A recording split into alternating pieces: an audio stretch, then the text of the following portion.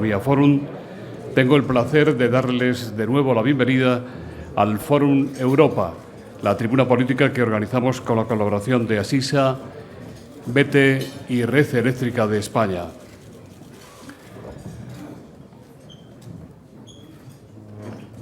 Hoy tenemos el placer de recibir en esta tribuna a don Pablo Iglesias, eurodiputado y portavoz de Podemos. Le va a presentar don Jaime Atienza, director de campañas y estudios de Intermón Oxfam. La tribuna es suya.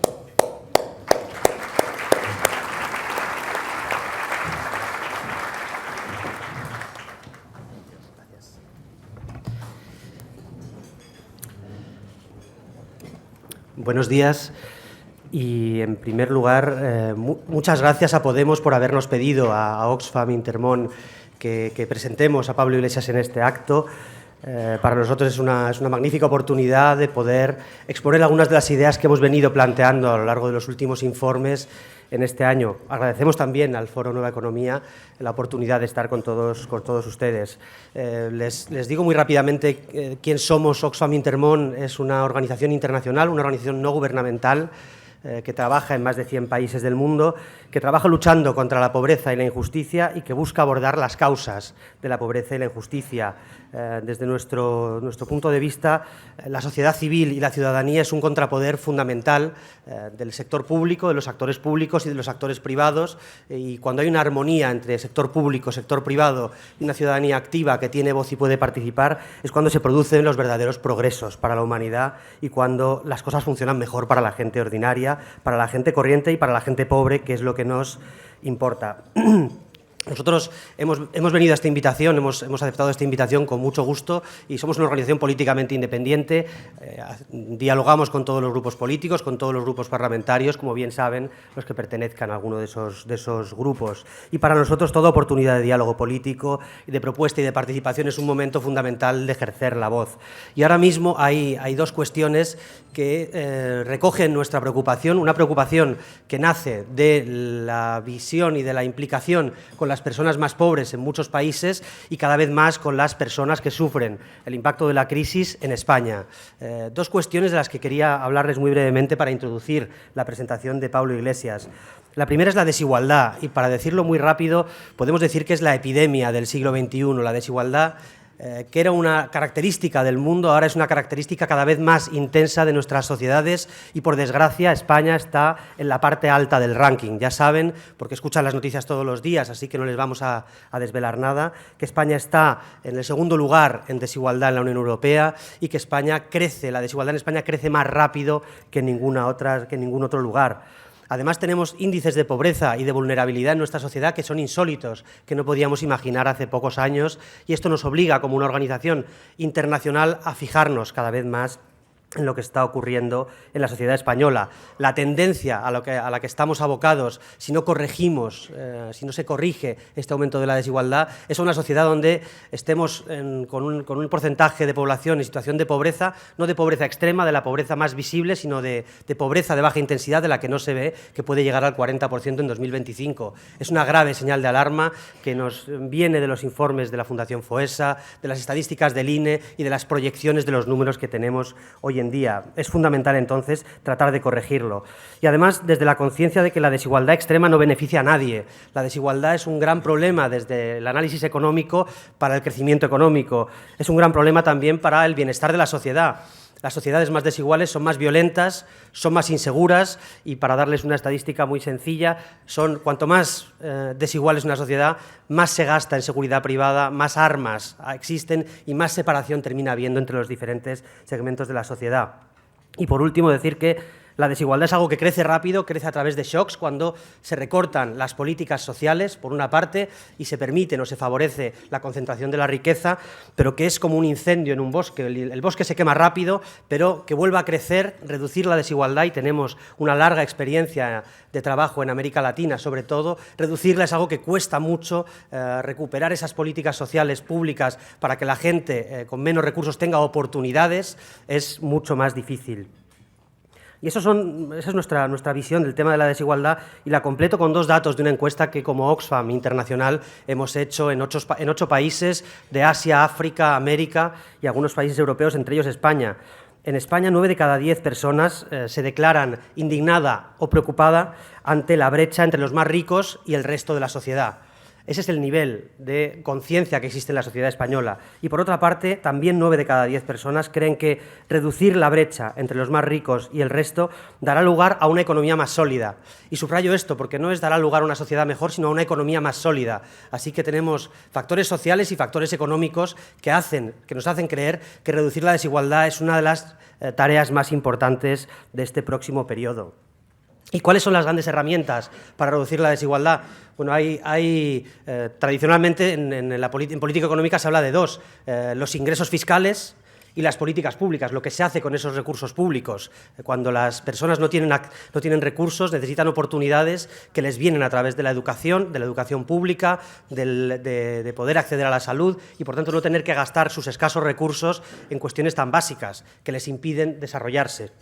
Bueno, España hoy, la situación de la fiscalidad en España hoy, y es un tema que está en la agenda, como todos ustedes saben, por el anuncio de reforma fiscal, es que el 90% de los ingresos generados lo generan las familias, solo el 10% viene de las empresas, del sector privado, y es solamente de ese 10% el 2% que llega de las grandes compañías. Así que el reparto del ingreso, de dónde vienen los ingresos, está muy injustamente, ese reparto es verdaderamente injusto. Lo que nos encontramos entonces es que aportan más las familias, aportan menos las compañías, y que además de entre las compañías aportan más las pequeñas empresas, aportan menos las grandes compañías. Y sí sabemos que, como consecuencia de la crisis de ingresos, que es lo que tiene España en estos momentos, una crisis de ingresos fiscales, las familias se están viendo penalizadas doblemente. No solo contribuyen más por la vía de los impuestos, sino que además han aumentado su gasto cotidiano en educación en un 22%. Como hay recortes sociales, tienen que invertir más en pagar la educación de sus hijos. Así que tienen menos recursos para ahorrar, para consumir y para todo el resto cubrir el resto de necesidades. 22% más en educación, 9,5% más de gasto doméstico en salud. Así que estos son datos del Instituto Nacional de Estadística. Así que las familias se están empobreciendo por diferentes vías. Y tenemos además otro dato, que es una evasión calculada en torno a 60.000 millones de euros anuales. Según las estimaciones más modestas, hay otras que darían números más altos. Preferimos quedarnos con una estimación prudente. Nosotros proponemos ante esto que lo primero que tiene que garantizar un sistema fiscal es una recaudación suficiente para la sostenibilidad de las políticas sociales, la educación, la salud, la protección social, y también para mantener la cooperación internacional para el desarrollo, que es una seña de identidad europea que en España se está perdiendo.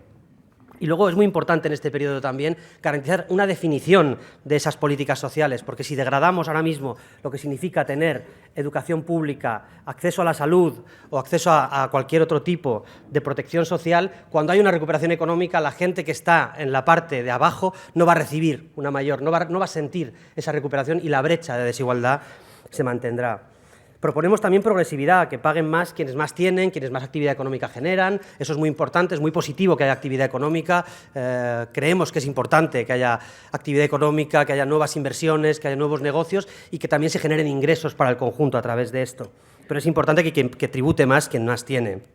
Y aquí siempre recordamos a Warren Buffett, el multimillonario americano, que suele decir yo pago el 19%, mi secretaria paga el 29%. Algo está mal en nuestro sistema fiscal. En España la situación no es muy distinta de la que narra Warren Buffett para los Estados Unidos. Y luego el tercer punto para nosotros es poner coto al fraude fiscal, cerrando agujeros, cerrando exenciones, manteniendo aquellas que tienen sentido. ¿Cuáles son las que tienen sentido? Las que promueven la generación de empleo en condiciones dignas y algunas otras, no son todas las propuestas. ¿Qué está proponiendo el Gobierno por el momento? Bueno, nos está dando una reforma que dará una caída previsible del ingreso, que por ahora están cifrando en 5.000 millones, que haciendo números muy sencillos son 9.000 millones más otros 2.500 por IRPF, perdón, más 2.500 por el lado del impuesto de sociedades. O sea, previsiblemente más recortes, menos aportación a esas personas con menos oportunidades.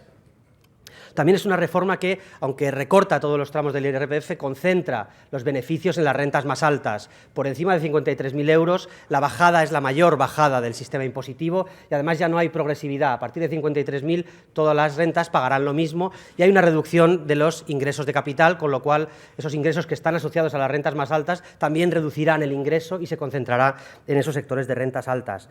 Y esto nos dejará con un sistema más precario y previsiblemente con políticas sociales más débiles, confiando en que una recuperación espectacular pueda mitigar esa reducción de los recursos. Es una reforma, desde nuestro punto de vista, que no va a corregir la desigualdad. Es una reforma que debería plantearse corregir la desigualdad, pero está tomando otra dirección. Y podríamos entrar en un análisis mucho más detallado que no toca ni hay tiempo para esto. Y, en definitiva, desde nuestro punto de vista, y recordando a Winston Churchill, es una reforma para las próximas elecciones y no para las próximas generaciones, que es lo que necesitaríamos. Corregir un país, ir a un país mucho más igualitario, donde hay igualdad de oportunidades, donde las personas con talento y que se esfuerzan y que no tienen recursos pueden conseguir progresar y mejorar. Y el último punto de esta presentación sería para hablar de algo que también nos preocupa, y es el deterioro institucional, la calidad de la democracia, que es algo que tenemos el reto de reconstruir. Hay un fuerte descreimiento, un fuerte descrédito de las instituciones, de los partidos, y creo que es una responsabilidad fundamental poder recuperarlo y poder cambiar muchas cosas, porque ese descrédito está justificado por muchas de las cuestiones que estamos conociendo cada día en los medios de comunicación. Y para nosotros es fundamental en esto proteger la voz de la sociedad civil, proteger la posibilidad de la disensión, proteger la posibilidad de la protesta. Es algo que está amenazado en muchos países, en muchas geografías, y no debería estarlo más. Y por último, pasando a la presentación de Pablo, como parte de esa necesidad de regeneración democrática, hay nuevos movimientos que están surgiendo. Creo que Podemos es un movimiento que surge en respuesta a alguna de estas situaciones digamos, críticas en la democracia, se convierte en 4 meses en un partido político con un apoyo muy significativo del 7% del electorado y plantea una forma diferente de hacer política. Más allá de las visiones ideológicas que cada cual pueda tener, supone un soplo de aire fresco para el sistema democrático español. Pablo Iglesias no necesita mucha presentación, pero voy a hacerlo muy breve. Pablo es portavoz de Podemos, es europarlamentario, doctor en Derecho y Políticas y profesor de la Universidad Complutense. Y aquí lo dejo, te paso la palabra.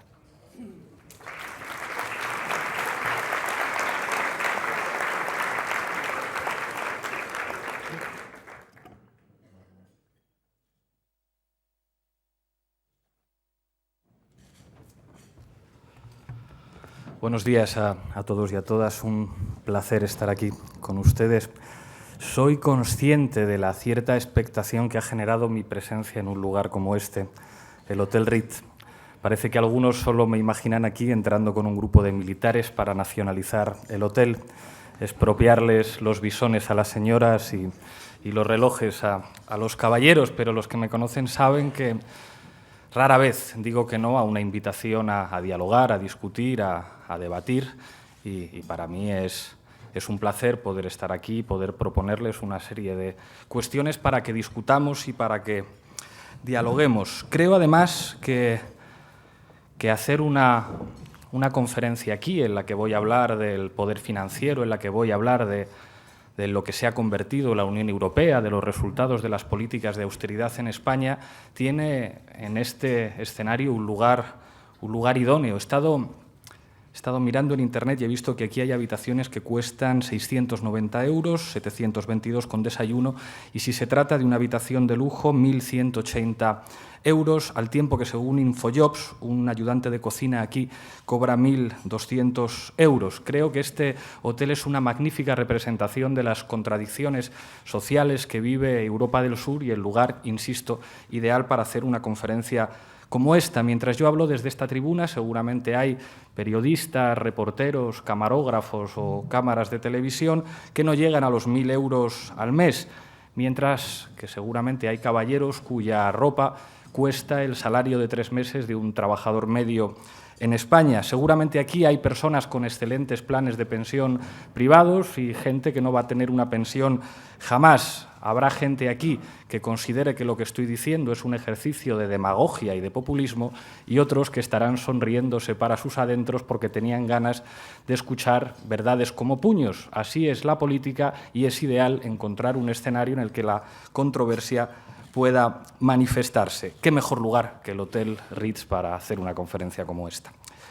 Sobre esta conferencia no voy a leer, a pesar de que he escuchado aquí algunas conferencias en las que se leía. A mí en general no me gusta leer discursos, salvo en ocasiones muy contadas y en las que sea evidente que lo he escrito yo. Creo que cuando las cosas se leen se pierde ese swing, ese feeling imprescindible de la comunicación y el debate. El título de esta conferencia va a ser Recuperar la democracia. Como ustedes imaginarán, el título parte de la premisa de que entiendo que nos han robado la democracia.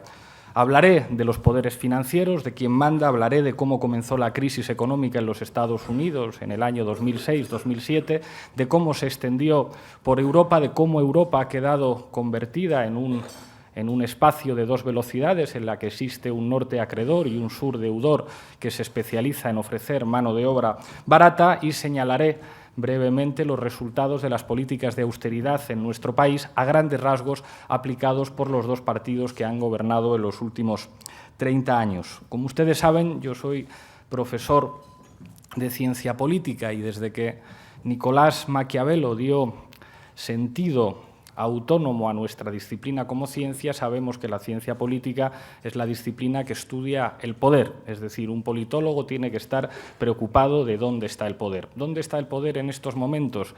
En los poderes financieros, mucho más que en los parlamentos, mucho más que en los ejecutivos. Fíjense, si algo ha demostrado la crisis económica que vivimos desde el año 2007 es que precisamente ese proyecto globalizador que inició en los años 70 situó en la cúspide de la pirámide del poder político global a los poderes financieros, a las finanzas, a los bancos, a esos sectores de la economía que poco a poco, desde el fin del patrón oro, se convirtieron en el, ¿cómo llamarlo?, en el Soviet supremo, para utilizar una expresión seguramente habitual en un espacio como este, del poder político global. El señor Warren Buffett, al que se citaba en la presentación, dijo algo aún más específico que su comentario sobre los impuestos que paga él y los impuestos que paga su secretaria. Dijo el señor Warren Buffett: claro que hay lucha de clases, lo que pasa es que va ganando mi clase.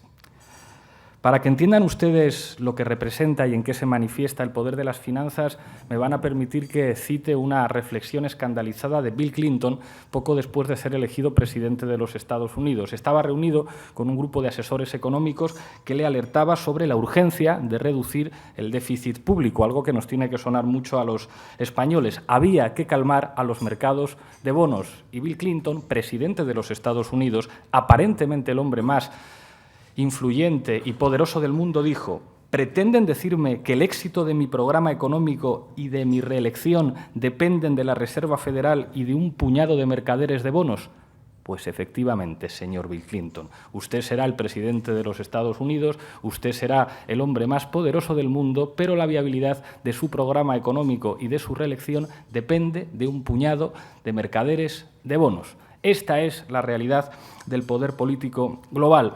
David Harvey llama a esta forma de configurar el poder político el partido de Wall Street, que vendría a ser así, algo así como la Tercera Internacional, solo que a la inversa. Sería el partido de los grandes poderes financieros, el partido de los que se sitúan en el ático del sistema económico y que seguramente cuando viajan a Madrid se alojan en hoteles como este, los que favorecieron las famosas hipotecas subprime en Estados Unidos que provocaron que millones de norteamericanos fueran desahuciadas de sus casas.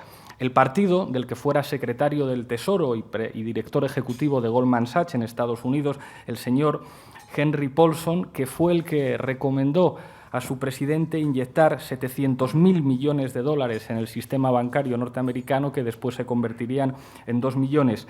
Es el partido en el que milita Angela Merkel, el partido que organizó eso que conocemos como Troika Europea, que ha dictado políticas de austeridad para los países del sur, el partido que diseñó las claves fundamentales del Tratado de Maastricht y que diseñó los famosos criterios de convergencia y el Pacto de Estabilidad. El partido de Wall Street tiene también funcionarios en España. Algunos militan en el Partido Popular, otros militan en el Partido Socialista, otros militan en Convergencia y Unió. Se trata de esa casta, una palabra que hemos puesto de moda en estos últimos meses, esta casta de aquellos que circulan a través de ese concepto maravilloso que inventaron los alemanes de puertas giratorias entre los consejos de ministros y los consejos de gobierno de las comunidades autónomas y los consejos de administración de las grandes empresas.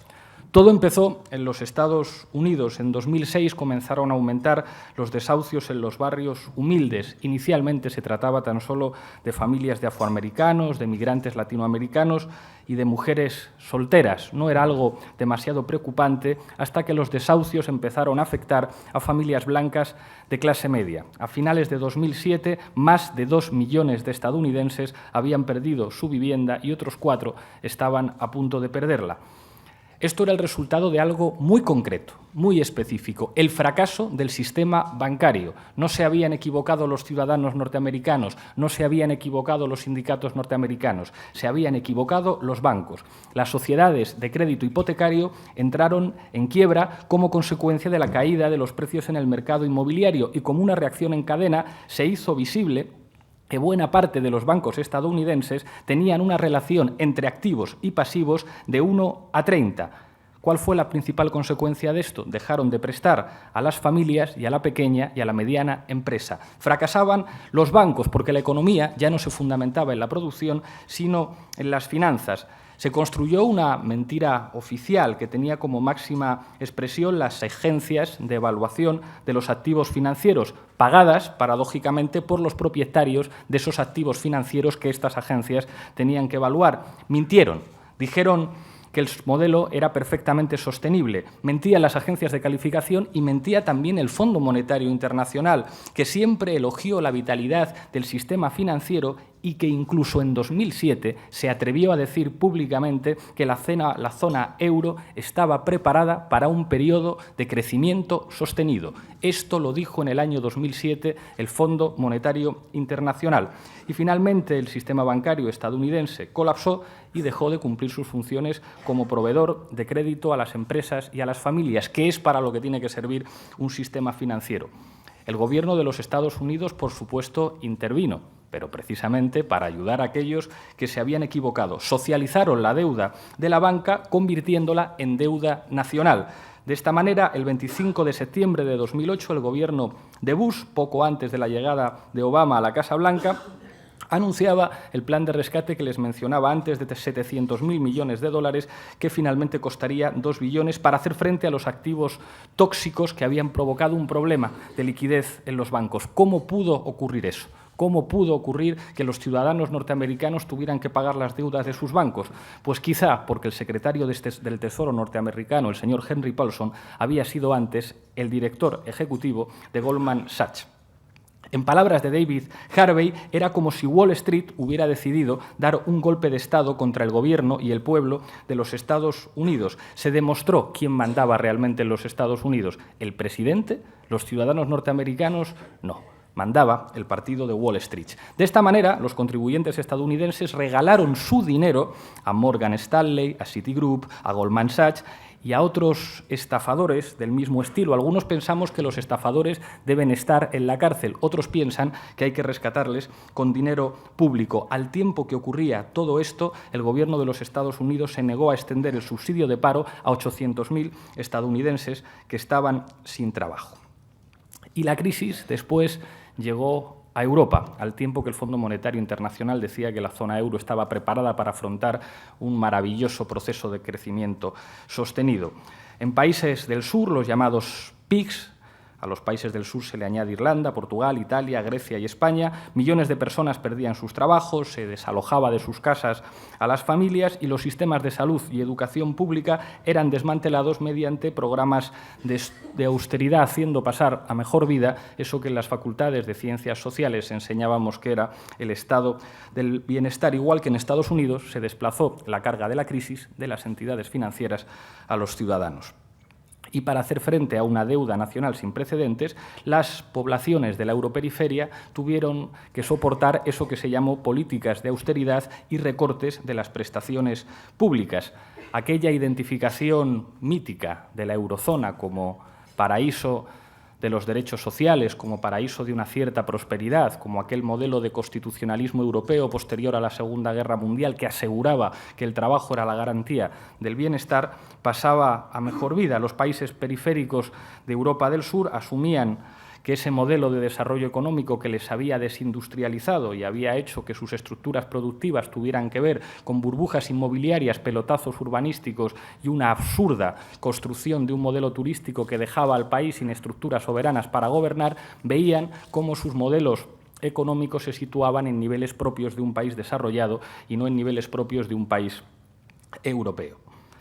¿Qué es Europa? Yo ahora soy miembro del Parlamento Europeo y como ustedes saben, en nuestro país se ha dicho que Europa era la solución a todas las cosas.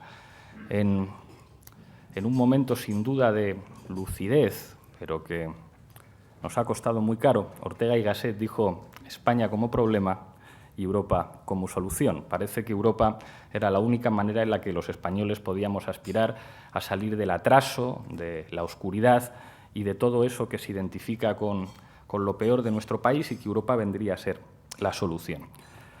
Se ha hablado mucho de aquel proyecto federalista de Jean Monnet y otros padres de la construcción política de Europa que estaban muy preocupados por los nacionalismos y por esas dinámicas que habían provocado en Europa millones de muertos y 2 guerras mundiales y nos hicieron creer que la construcción política de Europa tenía que ver con una voluntad pacifista de concordia y de construcción armónica de un futuro para todos los europeos. Por desgracia, la historia política del siglo XX tiene tonalidades más grises. Por desgracia, la historia no es tan utópica, no es tan bonita, no es tan de color de rosas. Hay factores mucho más importantes para entender el nacimiento político de Europa. El primero de ellos es que los Estados Unidos, como es natural, querían construir un espacio de contención ante el que habría de ser su enemigo fundamental en la dinámica de Guerra Fría, la Unión Soviética, y se inventaron una cosa que se llamaba Plan Marshall y que a España no llegó jamás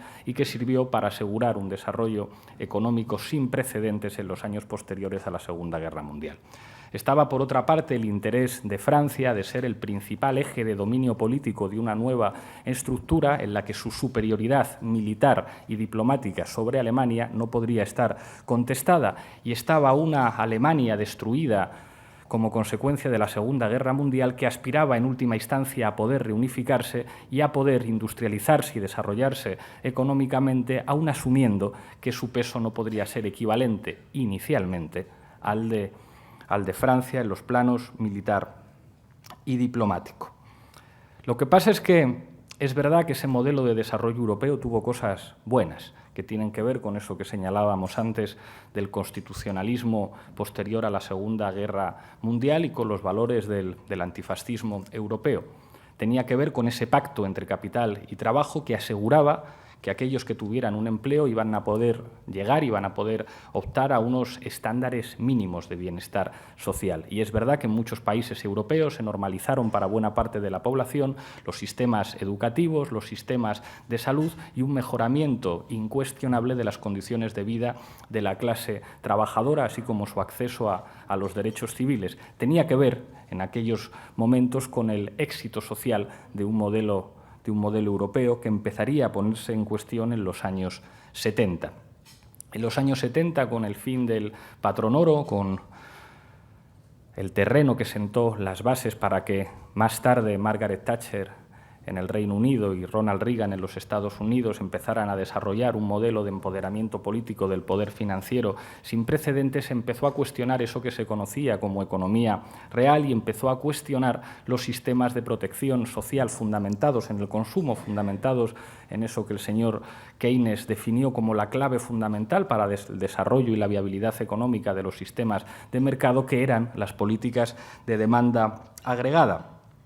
El desarrollo de ese proceso paulatino de financiarización de la economía y, por lo tanto, ese proceso que situaba a los poderes financieros en la cúspide del poder político, tuvo un empujón definitivo con la desaparición del bloque soviético y la caída del muro de Berlín. La constitucionalización de ese nuevo modelo político de dominio en Europa se llamó Tratado de Maastricht, en el que los Estados entregaban nada menos que su capacidad de decidir la política monetaria, que en las facultades de Ciencias Políticas explicamos que es uno de los elementos cruciales para que un país tenga soberanía, poder decidir su política monetaria, y entregaban esa política monetaria a un Banco Central Europeo no sostenido aparentemente por ningún Estado-nación, aunque poco a poco fuimos supiendo que sí tomaría como referencia a un solo Estado-nación que habría de controlar la política monetaria para todos los países europeos.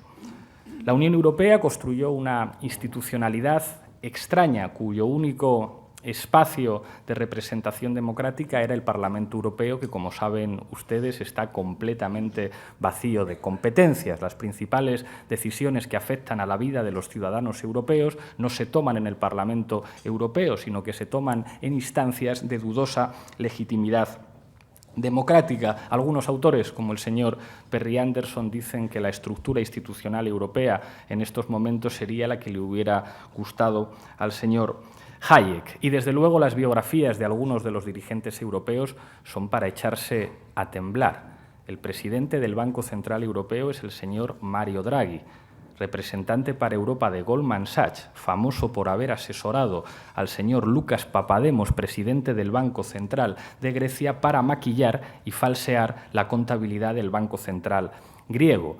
El presidente de la Comisión Europea es el señor Durão Barroso, que se hizo famoso en el mundo después de haber sido el anfitrión de aquella entrañable foto en las Islas Azores con el presidente Bush, con el presidente Aznar y con el presidente Blair, que sancionó la participación de algunos países europeos en una guerra a todas luces ideal.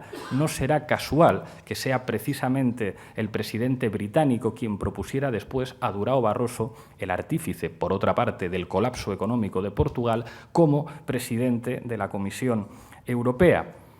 Podemos pensar en el señor Jean-Claude Juncker, que a todas luces parece que va a ser el nuevo presidente de la Comisión. Supongo que ustedes se acordarán de que cuando el señor Papandreou tuvo la terrible idea de someter a referéndum en Grecia las condiciones del rescate a su país, Juncker declaró haberle llamado por teléfono para decirle que eso de someter a referéndum las condiciones del rescate lo consideraba poco leal. Ni Vito Corleone hacía llamadas telefónicas tan explícitas.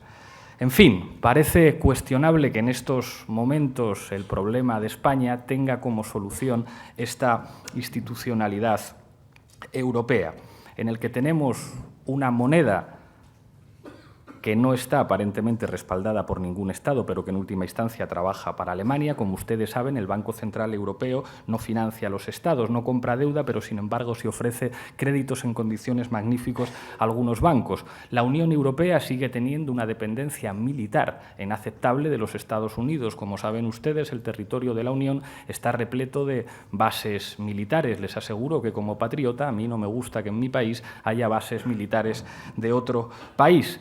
Y da la impresión de que buena parte de los gobiernos europeos del sur se han convertido en... Voy a utilizar un concepto de un amigo, Manolo Monereo, que habla de nuevos gobiernos de Vichy. Como ustedes saben, en Vichy existía un gobierno colaboracionista títere de los intereses alemanes al inicio de la Segunda Guerra Mundial. Daría la impresión de que algunos de los gobiernos del sur de Europa se relacionan con Alemania y con la Troika Europea como si fueran gobiernos de Vichy. Nosotros les llamamos directamente casta. Y nos da la impresión de que han puesto nuestro país en venta, con la precarización y la reducción de los salarios, con una estructura productiva débil y dependiente, con una industria poco significativa y controlada por las multinacionales, con un modelo turístico que recuerda al famoso sistema de Eurovegas que se quería utilizar en esta ciudad, en esta comunidad, para solucionar los problemas de los madrileños, con una agricultura y una pesca con no la suficiente fuerza para garantizar nada en nuestro país, con unos niveles inaceptables de importación de bienes y servicios, con un desastre de ley de costas, con una reforma inaceptable de la administración local y con una destrucción generalizada de los derechos sociales. Lo diré claramente, quienes han gobernado y quienes gobiernan en nuestro país están vendiendo nuestro país, están vendiendo a la patria, están comportándose como un gobierno de Vichy defendiendo los intereses de poderes exteriores. Cabría preguntarse en este momento qué es lo que habría que hacer.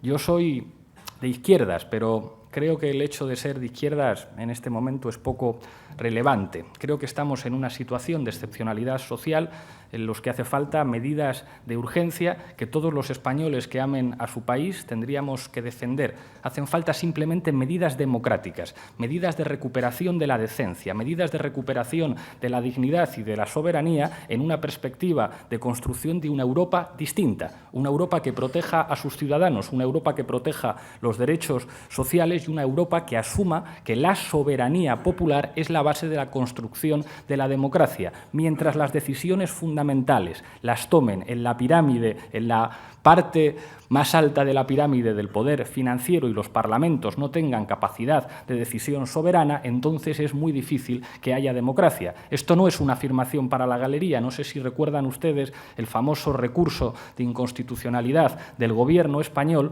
al decreto antidesahucios del Gobierno de Andalucía. Uno de los argumentos que se presentaba era el famoso memorándum de condiciones de rescate a España, donde se decía cualquier medida que una administración pública española tome que pueda entrar en contradicción con los intereses de los poderes financieros tendrá que ser consultada con Europa. La pregunta es, entonces, ¿qué puede hacer un gobierno si no se puede tomar ninguna medida que afecte a los poderes financieros? ¿Dónde está la democracia? Cabría pensar, y este sería un argumento que se ha repetido muchas veces, que en última instancia las medidas que se están tomando servirían para salir de la crisis, que es lo que más preocupa a los ciudadanos. A los ciudadanos les preocupa el paro, a los ciudadanos les preocupa la precariedad, a los ciudadanos les preocupa que buena parte de nuestros jóvenes se vayan, a nuestros ciudadanos les preocupa que no vayan a tener pensión. Y se podría pensar, bueno, quizá todas estas medidas de austeridad que se han tomado sirven efectivamente para salir de la crisis. Repasemos a grandes rasgos las medidas que se han tomado. Reducción de los salarios de los trabajadores públicos y favorecer las condiciones a través de dos reformas laborales, una del Partido Socialista y otra del Partido Popular, para reducir el poder adquisitivo de los trabajadores, que se ha reducido un 10% en el último año. Subida de impuestos sobre los bienes de primera necesidad al tiempo que se protege a las grandes fortunas. Como saben ustedes, los técnicos de Hacienda cifran en un 23% del PIB el fraude fiscal en nuestro país. En este país sigue ocurriendo que pagan impuestos la gente más humilde y las clases medias, mientras las grandes fortunas tienen contratados asesores fiscales que les permiten defraudarnos a todos, por no hablar de los famosos paraísos fiscales que utilizan para no tributar algunas de las grandes empresas. Se han llevado a cabo privatizaciones y externalizaciones en la recogida de basura, en la energía, en el suministro de agua. Se han reducido las pensiones y se pretende seguir aumentando la edad de jubilación. Se suben las tasas universitarias y se favorecen los centros concertados, se encarecen los medicamentos y se desgrada en general la asistencia sanitaria. Esto servía para pagar la deuda y para rescatar al sector financiero, y se supone que esto tenía que favorecer el crédito para las familias y para la pequeña y para la mediana empresa, pero como todos sabemos no se favorece el crédito ni para las familias, ni para la pequeña, ni para la mediana empresa. Es más, nos encontramos con situaciones llamativas como el hecho de que bancos que hemos nacionalizado, que son nuestros, como Bankia, ofrezcan planes de pensiones privados. ¿Te emocionaste cuando Marco encontró a su madre? ¿Te sabes la canción de la abeja maya? Entonces necesitas un plan de pensiones privado. Al tiempo que se le congela la pensión a nuestros mayores, un banco que es de todos, que nos lo hemos comprado los españoles, no favorece el crédito a las familias, no favorece el crédito a la pequeña y a la mediana empresa y ofrece planes de pensiones privados. ¿Esto ha servido para salir de la crisis? Los datos oficiales dicen que no. Seguimos en niveles de paro escandalosos, se ha producido un descenso de la población activa, se van los extranjeros y se van nuestros jóvenes más preparados, lo cual pone en riesgo la sostenibilidad de nuestro sistema de pensiones. Se producen al mismo tiempo situaciones escandalosas en el que hay niveles altísimos de parados que ya no reciben ninguna prestación. Se reducen las ayudas a los más débiles. Somos el primer país europeo en desigualdad. La pobreza alcanza niveles inimaginables hace unos cuantos años. No lo digo yo, lo dicen los informes de Cáritas y los informes de Intermón Oxfam. Somos subcampeones de Europa en malnutrición infantil. El Ayuntamiento de Barcelona detectaba 2.600 escolares con malnutrición. Al tiempo que todo esto ocurre, al tiempo que estas medidas para sacarnos de la crisis producen una situación que debe avergonzar a cualquier español que ame a su país, nos encontramos con que el número de multimillonarios aumenta. Aumenta el consumo de productos suntuosos, los beneficios de las grandes corporaciones aumentan y siguen existiendo las SICAV, las sociedades de crédito de inversión, de capital, de inversión variable, que sirven para que algunos sigan sin pagar impuestos. La pregunta es, ¿ha servido todo esto para algo? Pues parece que no. Y esto tiene mucho que ver con los gobiernos de Vichy. Esto tiene mucho que ver con la casta. Esto tiene que ver con la corrupción, que no es un problema de manzanas podridas que se den todos los partidos. La corrupción es una forma de gobierno que sirve para que manden los que nunca se presentan a las elecciones, que sirve para que haya gentes con mucho dinero que puedan situar maletines con billetes de 500 euros en las sedes de los principales partidos, tanto para pagar sobresueldos como para condicionar después concesiones administrativas y políticas públicas que han hecho que en nuestro país haya aeropuertos sin aviones e infraestructuras públicas que han representado un desastre para los ciudadanos. En este país se sigue produciendo esa práctica legal e infame que hace que alguien que haya sido presidente del gobierno o ministro pueda terminar en un consejo de administración de una gran empresa, porque aquí eso de que un exministro o un expresidente trabaje ejerciendo su profesión parece que se ha convertido en un mito. ¿Qué hacer? ¿Qué es lo que haríamos nosotros? Un programa de izquierdas, ojalá pudiéramos llevar a cabo un programa de izquierdas, pero nosotros planteamos algo mucho más concreto. Planteamos un programa de salvación del país en la perspectiva de construir con otros europeos del sur una Europa diferente.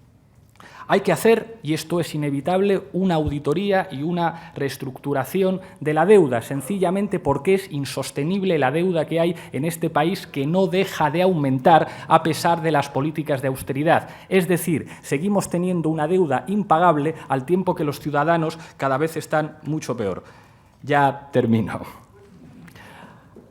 Hay que establecer el control público de una parte del sistema financiero. Esto es muy sencillo. Si el banco lo nacionalizamos, el banco es de los ciudadanos y tiene que trabajar para los ciudadanos. No se puede consentir que en este país los responsables de haber estafado a los preferentistas, los responsables de los desastres en algunos bancos y cajas de ahorros, no solamente no acaben en la cárcel o no se puedan sentar delante de un juez, sino que sigan estando en consejos de administración de grandes empresas cobrando sueldos escandalosos, al tiempo que el salario mínimo interprofesional en nuestro país es de 645 euros al mes en 14 pagas. Habrá que establecer sistemas de control para evitar la fuga de capitales y reformar el Código Penal. A mí me gustaría utilizar el Código Penal para hacer política, pero no para enviar a la cárcel a quien se manifiesta o a quien participa en una huelga general, sino para llevar a la cárcel eventualmente a los responsables de la ruina social de nuestro país, a los responsables de que haya 6 millones de parados, a los responsables de que haya familias que no pueden comprarle material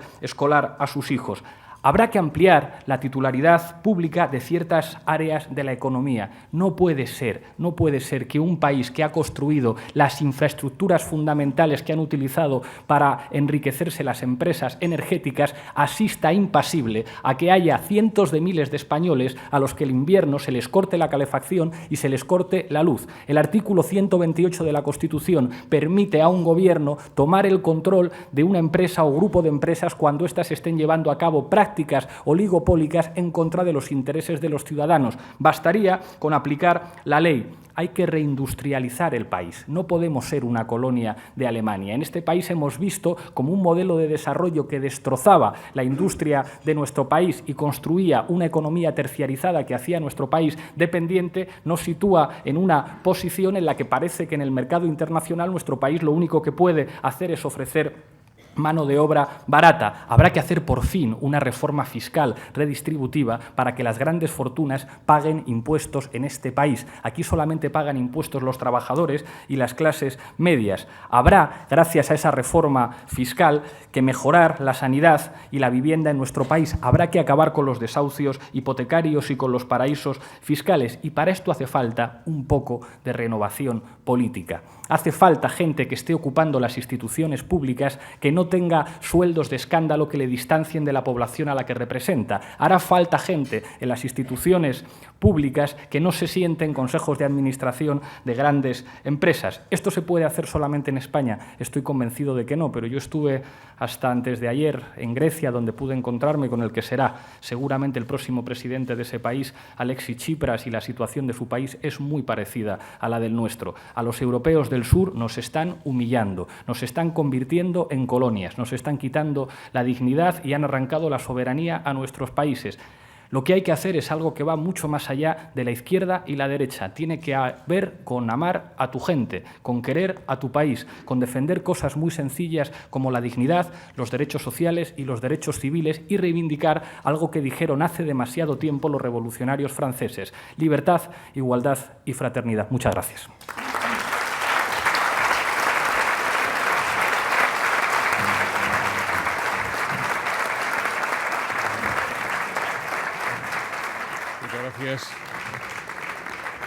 Muchas gracias, Pablo. Pues comenzamos con las preguntas, si te parece bien. Santiago Fuertes dice: se dice que el mérito de Podemos ha sido recoger el voto de los que no votaban y de los desencantados de izquierdas que buscaban una opción para hacer daño a los partidos establecidos y a los poderes fácticos, a la casta, como ustedes denominan. ¿Ese voto de castigo se mantendrá en unas municipales o en unas generales? ¿O en esos casos el elector de izquierda se pondrá los dedos en las narices y optará por el voto útil? También le preguntan: ¿usted cree que los resultados de las europeas pueden extrapolarse? ¿Podemos logrará presentarse en un número significativo de ayuntamientos y autonomías para realmente estar en la política española, ya que Bruselas está muy lejos? Otra pregunta: hoy por hoy Podemos es su propia imagen, la de usted. Su formación accedió a las elecciones con su foto como logo. ¿Dejará usted el Parlamento Europeo para encabezar listas en España en las elecciones del próximo año? Si quiere, yo le repito alguna. Muchísimas gracias por las preguntas. A propósito de la pregunta de si se mantendrá el voto, creo que había muchas premisas establecidas, ¿no? Parecería que el voto a Podemos es un voto frágil, un voto de desencantados, un voto de gente que quiere molestar cuando vota. Llama la atención que se pongan tantos adjetivos calificativos a las preferencias de la gente. Esto es como si yo dijera que el voto al Partido Popular es un aval al señor Bárcenas o un aval a la corrupción. Yo creo que hay que respetar las opciones de los ciudadanos. ¿Se mantendrá? ¿Quién sabe? Tengamos paciencia y veremos lo que ocurre en los próximos procesos electorales. Estamos muy satisfechos de haber logrado 1,2 millones de votos, casi el 8% en 4 meses de existencia. Si los ciudadanos que apuestan por el cambio político en nuestro país nos siguen apoyando, pues pasaremos a un escenario diferente. En cualquier caso, creo que es pronto para hablar de esto. Nosotros no nos consideramos una fuerza política convencional. Pensamos que Podemos es un instrumento, no es un fin en sí mismo, y debe ser una palanca que permita el cambio, y seguramente eso lo tendremos que construir con mucha más gente. Si son los resultados de las europeas extrapolables a las municipales, Insisto con la cuestión anterior. Nosotros dijimos desde el principio que Podemos es un instrumento de empoderamiento ciudadano. Si fuéramos una fuerza política convencional, nos lanzaríamos a formar candidaturas, pero nosotros hemos dicho siempre que no queremos ponernos delante de la gente, que queremos ponernos detrás. Y el protagonismo fundamental en las elecciones municipales lo tendrán que tener los ciudadanos. En ese sentido, en las iniciativas que se planteen, nosotros veremos cómo podemos ayudar, cómo podemos echar una mano, pero entendiendo que no hay ninguna solución desde arriba. Para nosotros no era una cuestión meramente estética hacer primarias abiertas en las que cualquier ciudadano podía presentarse y cualquier ciudadano podía participar. Entendíamos que lo fundamental para cambiar la situación política es que la gente haga política, porque si la gente normal no hace política te la hacen otros, y cuando te la hacen otros te roban los derechos, te roban la democracia e incluso te roban la cartera. Entonces no hay soluciones desde arriba. Que nuestra fuerza política participe en las municipales no será algo que yo pueda anunciar en una rueda de prensa, sino el resultado de diferentes expresiones de trabajo y protagonismo de la gente a nivel local. La cuestión de la imagen de Podemos, es verdad que siendo inicialmente una fuerza política desconocida, tuvimos que utilizar el elemento comunicativo más útil, que en este caso era mi cara, y la presencia de alguien que se había hecho muy conocido por participar en tertulias de televisión, pero por suerte desde el día 26 eso ha cambiado y ahora la gente conoce a muchos nombres propios y a muchas caras de Podemos, y por suerte podremos construir un protagonismo mucho más coral. Respecto a futuras citas electorales, no toca hablarlo todavía. Pero no descarta usted ser la foto del cabeza de lista. Será una discusión muy importante que haya que tener, pero insisto, no hay que tener esa discusión ahora. Ahora toca hacer un buen trabajo en el Parlamento Europeo, demostrar que nuestra presencia allí es útil, que sirve para que se vea lo que ocurre en ese Parlamento, que por desgracia no es muy conocido para la mayor parte de los ciudadanos, y cuando se convoquen unas elecciones generales nos pondremos a discutir y veremos. Carlos Robles dice: los resultados electorales han sido todo un tsunami en el panorama político español, pero donde han tenido especial repercusión ha sido en la izquierda. Ustedes han mandado a la jubilación a Rubalcaba, pero en las líneas de la derecha no ha habido mayores bajas, al menos de momento. ¿El resultado final de su aparición en la escena política será una reedición de lo que se conoció como la pinza de Anguita? Es una pregunta malvada, pero creo que parte de dos premisas falsas. Ni hubo pinza cuando al señor Julio Anguita, al que, como ustedes saben, yo admiro muchísimo, representó una alternativa de cambio en este país, y en estos momentos la situación del Partido Socialista ni mucho menos refleja una situación positiva para el Partido Popular, que ha perdido muchísimos votos.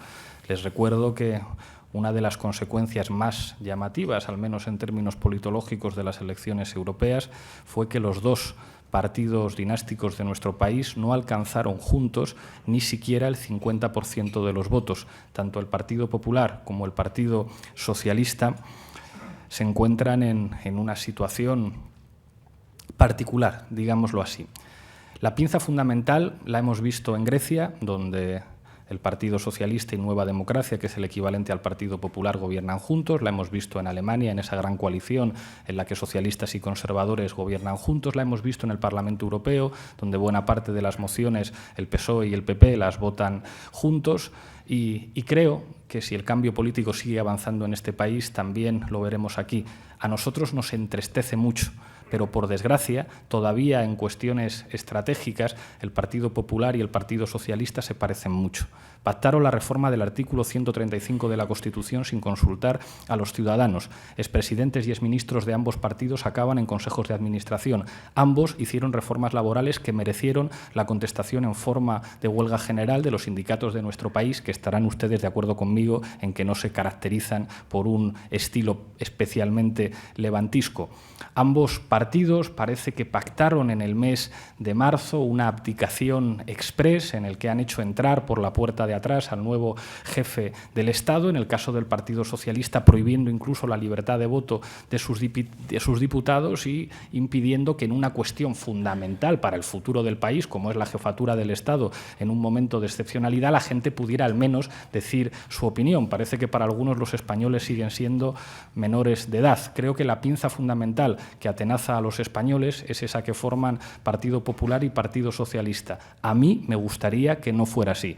Y al próximo secretario general del Partido Socialista le plantearé si tienen algo nuevo que ofrecer, aparte del lifting facial, si estarían dispuestos a hacer una auditoría pública de la deuda, si estarían dispuestos a prohibir las puertas giratorias, si estarían dispuestos a hacer una reforma fiscal para que paguen los ricos, si estarían dispuestos a plantarle cara a la señora Merkel, si estarían dispuestos a decir que la moneda es un instrumento soberano y que si existen bancos centrales tienen que ser para ayudar a los estados y a los ciudadanos, y si es así, la mano tendida. El problema es que, para desgracia de los ciudadanos españoles, hasta el momento, los dos principales partidos políticos de este país han estado de acuerdo en las cuestiones fundamentales que tiene que ver con obedecer a los poderes europeos en las políticas de austeridad, y mientras eso sea así, el cambio político no pasa ni por el Partido Popular ni por el Partido Socialista.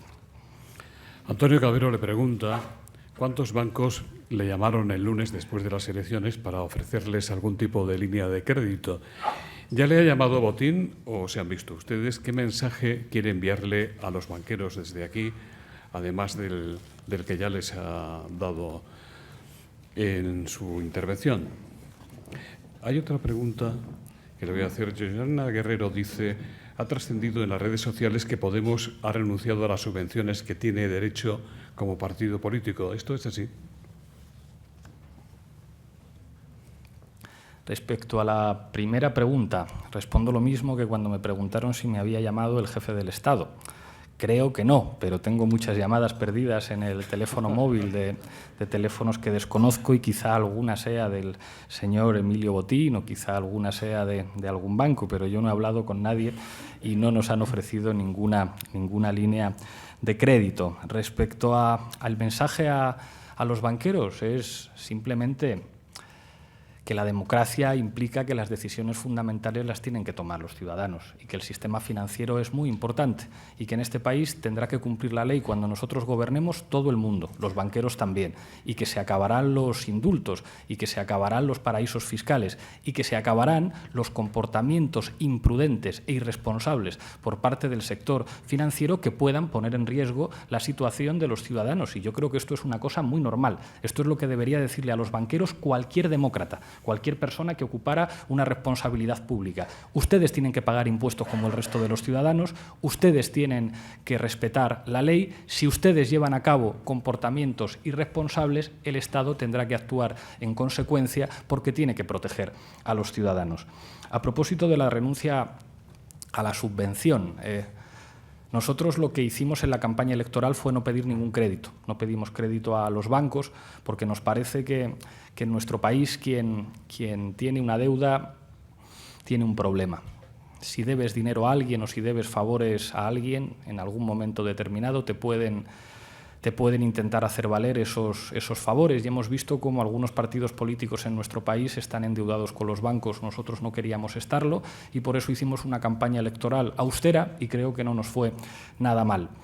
Existe una legislación que permite a los partidos obtener grandes subvenciones a partir de lo que justifiquen que se han gastado en la campaña electoral. Como nosotros nos gastamos muy poquito dinero, apenas llegamos a los 150.000 euros, pues como máximo tendríamos derecho a 150.000 euros y no a las enormes cantidades de las que podrán disfrutar otros partidos. Pero eso no nos supone ningún problema. Para nosotros asegurar nuestra independencia es fundamental y claro que aspiraremos a tener subvenciones públicas. Estaría bueno. Si no hubiera subvenciones públicas para las fuerzas políticas, solamente podrían hacer política los ricos.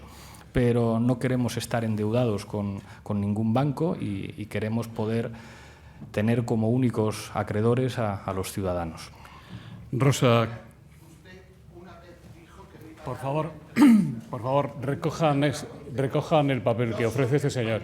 Y he vivido en Venezuela 25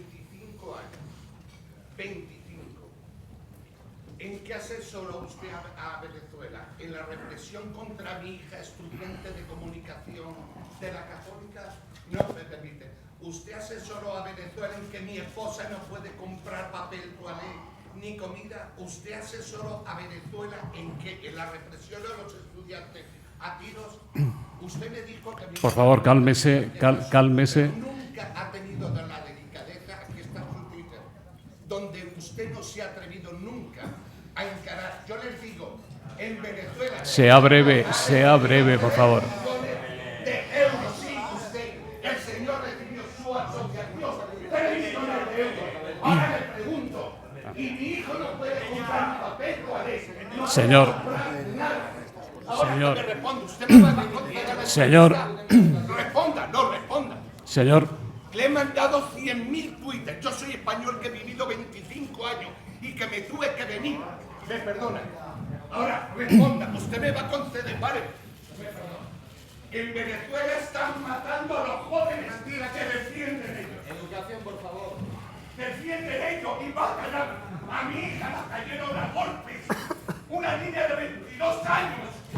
Me perdonan de corazón, pero mi esposa no puede comprar pollo ni huevos, y usted defiende eso. Por favor. Incluso planteada en estos términos, creo que debo responder a la pregunta.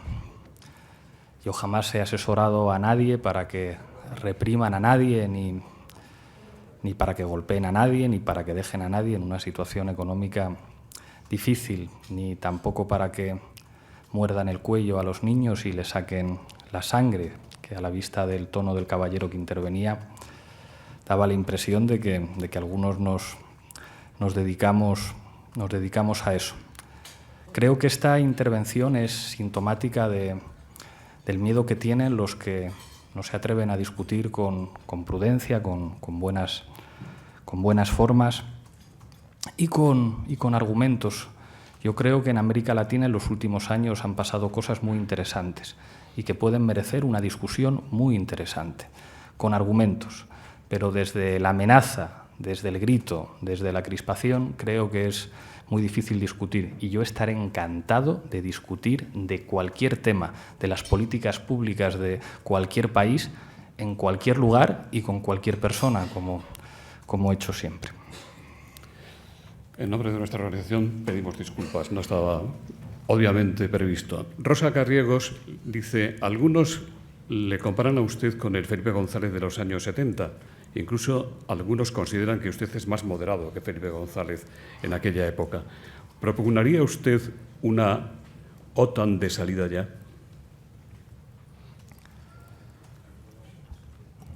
Fíjese, yo creo que Felipe González ilusionó a muchísima gente en nuestro país y en especial a mis abuelos, que entendieron que aquel Felipe González y aquel Partido Socialista representaba el cambio y que fueron a las urnas con muchísima ilusión. Y la verdad es que cuando escucho lo que decía Felipe González en aquellos tiempos, creo que decía algunas cosas razonables que, por desgracia, después contrastaron con su práctica de gobierno, que alguien que representó la ilusión de mucha gente humilde de nuestro país para tener un futuro decente se haya convertido en consejero delegado de gas natural y en asesor de multimillonarios en América Latina, revela hasta qué punto la degradación del régimen político del 78 se expresa en las biografías de algunos de sus protagonistas. Es triste para los españoles que alguien que representó el cambio político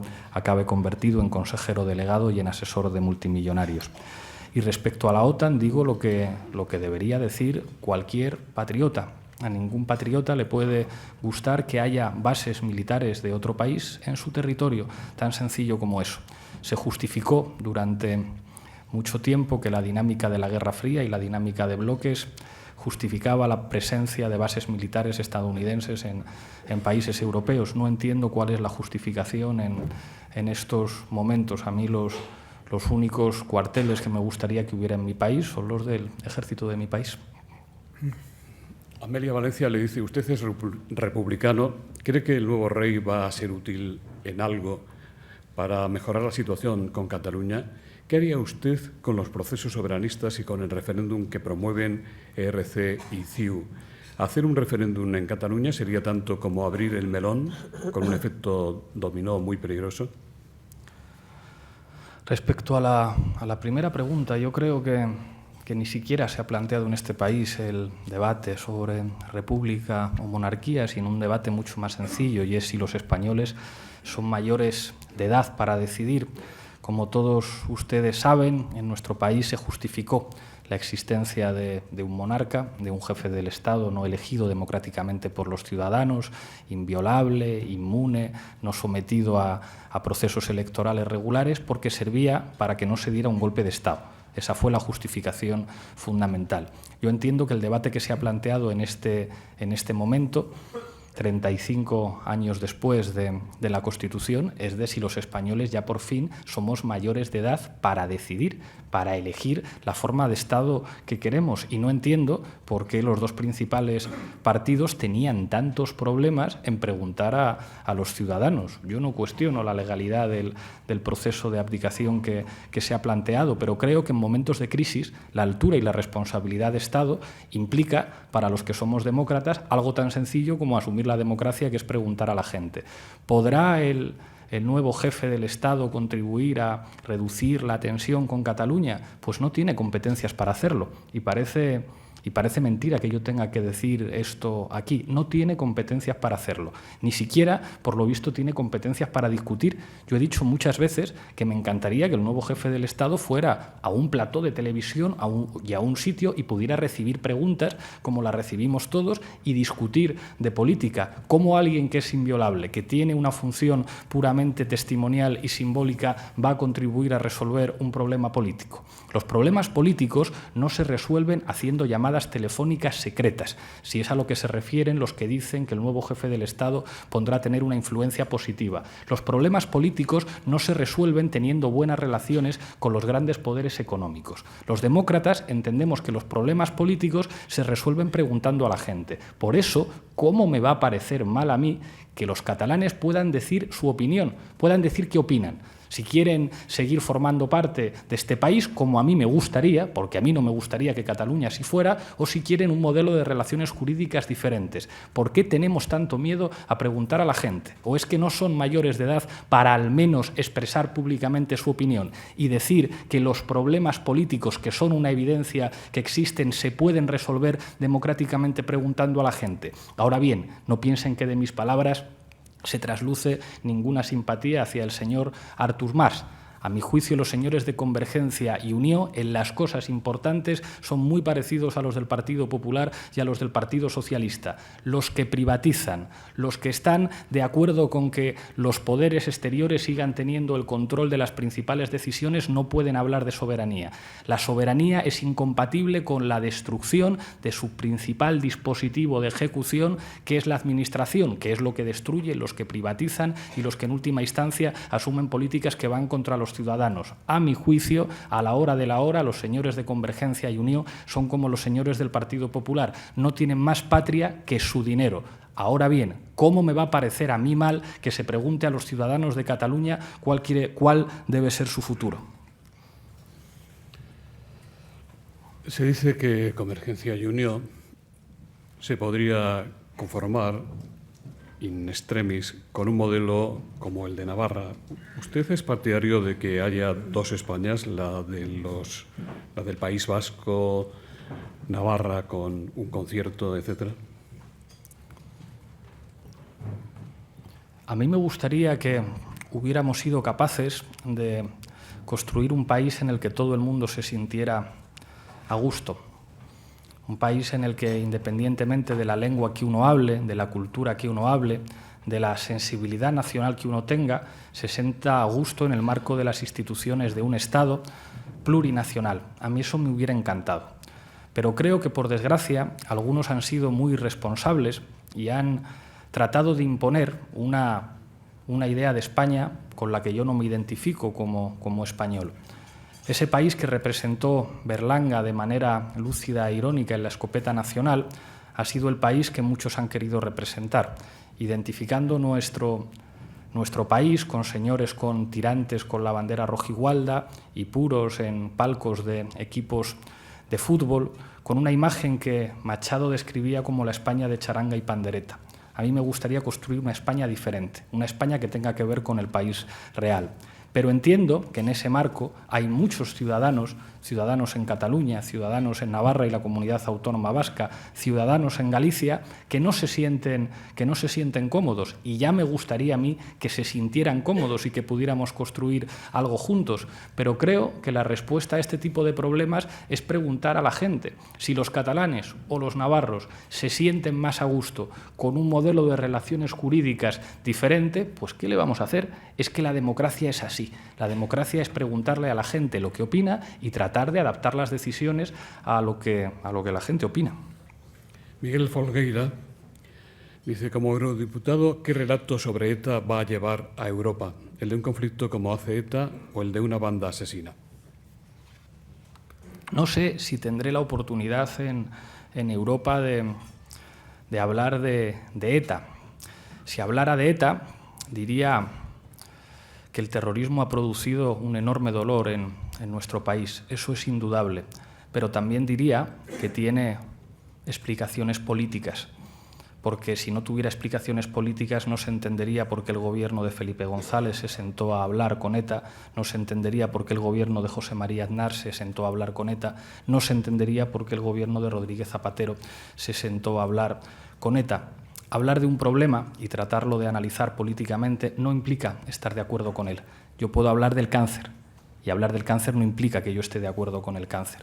Si tuviera que hablar de lo que significó el ejército republicano irlandés en la relación entre Irlanda y el Reino Unido, de lo que significó ETA, teniendo claro mi rechazo y mi condena hacia actos que arrebataron la vida a cientos de personas, trataría de comprender las claves políticas fundamentales, que es, como todos los hombres de Estado de nuestro país han reconocido, la clave para superar los problemas políticos y avanzar hacia soluciones democráticas. Daniel Foroda, parece, El Confidencial, dice, ¿recibió usted invitación de la Casa Real para acudir al besamanos con los nuevos reyes en el Palacio Real? Por cierto, nosotros le invitamos a usted a intervenir en este coloquio por WhatsApp y nos contestó en segundos. Hay otra pregunta sobre el rey. Ramón Darío Molinari dice, como republicano, ¿qué le parece la celeridad del gobierno para aforar contrarreloj al rey Juan Carlos, conocidos ya por la opinión pública varios asuntos?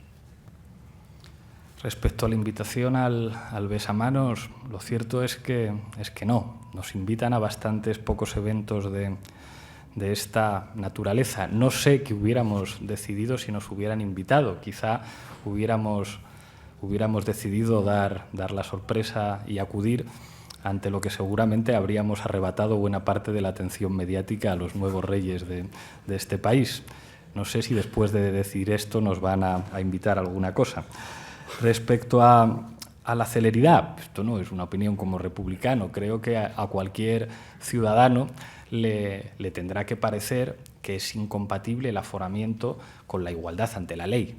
En las democracias todos los ciudadanos tienen que ser iguales ante la ley, que eso significa que si uno comete un delito se le tendrá que juzgar. El aforamiento significa, y hay que decirlo claramente, que si el señor Juan Carlos de Borbón comete un delito, no se puede sentar delante de un tribunal, que puede quedar impune. Yo pregunto, ¿hay un solo argumento democrático para defender que haya una persona que no se siente ante un tribunal si comete un delito? No lo puedo entender, no lo puedo entender. Álvaro Revuelta y Josefina Hidalgo le preguntan, ustedes han estado la semana pasada en Atenas. Se dice que para negociar el papel de los 5 eurodiputados de Podemos en el grupo de izquierdas en el Parlamento Europeo. ¿Cómo será ese papel, teniendo en cuenta que la aportación de Podemos es de las más importantes de ese grupo? Finalmente, ¿tendrán ustedes un vicepresidente en el grupo, a lo que Izquierda Unida se opone? No estuvimos en Atenas para negociar las condiciones de nuestra participación en el GUE, que es al grupo al al que nos hemos sumado encantados en el Parlamento Europeo, porque entendemos que es el que defiende la democracia y la recuperación de la soberanía para Europa. Estuvimos para encontrarnos con Alexis Tsipras y con los compañeros de Syriza y valorar alternativas de gobierno para impulsar el cambio político en nuestros países y en Europa del Sur en general. Respecto al Parlamento Europeo, ya hay una configuración de presidencias y vicepresidencias que nosotros hemos aceptado por consenso. Es cierto que el debate no ha estado exento de diferencias y de criterios dispares, pero no me voy a referir aquí a esos debates. Entiendo que podremos trabajar en el futuro y nosotros estamos razonablemente satisfechos en la medida en que una de nuestras propuestas se atendió. A nosotros nos parecía fundamental que el grupo tuviera un gesto especial con Syriza, que el grupo no se presente como representante de grupos políticos subalternos en Europa, sino como un grupo que aspira a gobernar Europa de otra manera. Syriza, como ustedes saben, ha sido la fuerza política más votada en Grecia en las últimas elecciones europeas y, según dicen las encuestas, es probable que pueda formar gobierno en su país. Por eso a nosotros nos parecía muy importante que en el grupo hubiera un gesto hacia lo que puede representar Syriza como esperanza hacia el conjunto de los europeos, y ese gesto se ha producido y el GUE negociará que una de las vicepresidencias del Parlamento Europeo sea para uno de los eurodiputados de Syriza. Nosotros estamos encantados con ello, participaremos en el grupo, ahora toca hablar de las comisiones y estamos encantados de estar allí. Que haya diferencias, que haya debates, que podamos tener... ¿En qué comisión le gustaría estar a usted? En la de Exteriores. Eva Luna dice, ¿qué opina de la reforma de la ley del aborto del Gobierno? ¿Debería incluirse la malformación fetal como tercer supuesto? ¿O son partidarios ustedes de reformar más la ley? A este respecto, nosotros somos partidarios de respetar el derecho a decidir de las mujeres. Es terrible que en el año 2014 estemos discutiendo de las mismas cosas que se discutía en los años 70 en nuestro país. La decisión de interrumpir un embarazo no es una decisión fácil para ninguna mujer, pero creo que los países normales, que los países decentes entienden que tienen que proteger el derecho de las mujeres a tomar decisiones sobre su propio cuerpo. La hipocresía moral de aquellos que asumen las situaciones de hecho según las cuales la interrupción de un aborto se convertirá en un privilegio de las señoras que se pueden pagar viajes al extranjero o que pueden pagarse intervenciones privadas, nos parece inaceptable.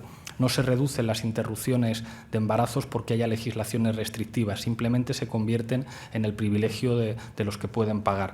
Nosotros entendemos que el derecho de una mujer a decidir sobre su propio cuerpo tiene que estar protegido por las instituciones públicas y garantizado por la sanidad pública. También le preguntan...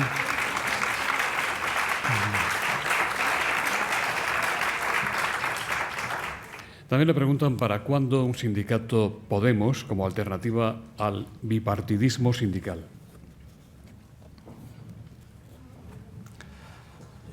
Se ha hablado mucho en los últimos tiempos de los sindicatos y hemos visto en algunos de ellos prácticas inaceptables y que son mucho más dolorosas cuando proceden de aquellos que están obligados a defender a los débiles, pero no podemos tirar al bebé junto al agua sucia. El derecho de los trabajadores a organizarse en sindicatos es una de las bases fundamentales de la democracia. No hay democracia sin derecho de huelga, no hay democracia sin derecho de los trabajadores a asociarse. Los sindicatos son los portadores de las conquistas sociales en los últimos 150 años en Europa. Pero nosotros no estamos aquí para dar lecciones a nadie ni para fundar sindicatos, sino para apoyar a todos los trabajadores que se organizan. Lo hagan en comisiones obreras, lo hagan en UGT, lo hagan en CGT o lo hagan en diferentes estructuras sindicales. Nosotros estamos para ponernos detrás de aquellos que pueden contribuir al cambio político y apostar nuestro granito de arena. Seríamos unos imprudentes si dijéramos que vamos a fundar un sindicato. Hay que respetar a la gente que hace sindicalismo, hay que respetar a la gente que trabaja. Terminamos ya con estas preguntas de María del Pozo, de Amnistía Internacional. ¿Qué considera que la Unión Europea debe hacer en relación a Guantánamo, el proceso de paz en Colombia y derechos humanos y libertad de expresión en Rusia? Para terminar, no está nada mal. No está nada mal.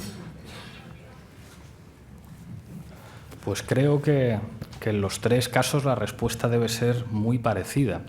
La defensa de la Declaración Universal de Derechos Humanos, que hemos visto que es incompatible con la situación de limbo jurídico que se produce en Guantánamo, que hemos visto que es incompatible con la situación de sistemática violación de derechos humanos en Colombia, donde vemos cómo se sigue asesinando a sindicalistas, y que vemos incompatible con una articulación del poder político en Rusia, que muchas veces es lesiva de los derechos civiles de los ciudadanos, tan sencillo como defender políticas de promoción de la democracia y respeto de la Declaración Universal de los Derechos Humanos.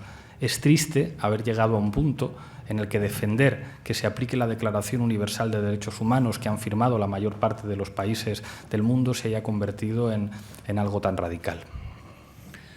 Pues ya para despedir el acto, en nombre de las entidades que hacen posible este foro, Asisa, BT y Red Eléctrica de España, José Castell, de BT, va a despedir el acto. Muchas gracias, José Luis. Este año BT cumple 25 años y es un orgullo constatar que este evento, tras tal vez 15 años, sigue teniendo una gran calidad tanto por número y calidad de asistentes como por el abanico de ideas presentadas. Muchas gracias a Jaime Atienza por recordar los temas fundamentales. Gracias también a Pablo Iglesias, que comentó que su presencia aquí podía causar controversia. Yo creo que me atrevo a decir que ha causado también claridad, y en un foro lo fundamental es el debate y la claridad. En nombre de los patrocinadores del Fórum Europa, Asisa, Red Eléctrica y BT, agradeceros a todos vuestra presencia y desearos un feliz día. Gracias.